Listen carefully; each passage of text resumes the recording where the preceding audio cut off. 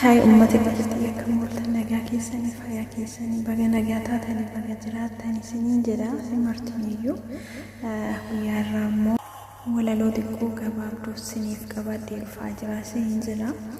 Mata duree walaloos immoo sirna hargansuu koof jetti. Kanaaf maal akka isa uumee sirna hargansuu koo maal eenyudhaaf ibsuu dandeenyu jechuudha.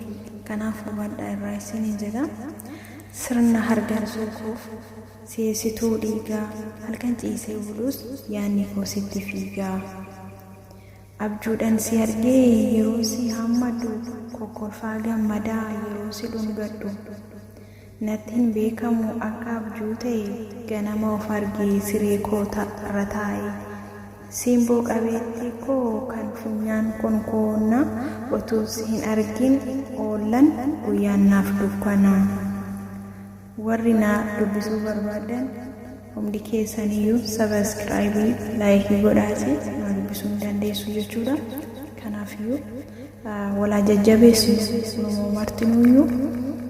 Kanaaf hedduu isin galateeffadha. Warroonni maatiinaaf taatan immoo yenuu laayik sheerii gochuu hin dagatinaa isin jira. Hedduu isin jaaladha, hedduu isin kabaja.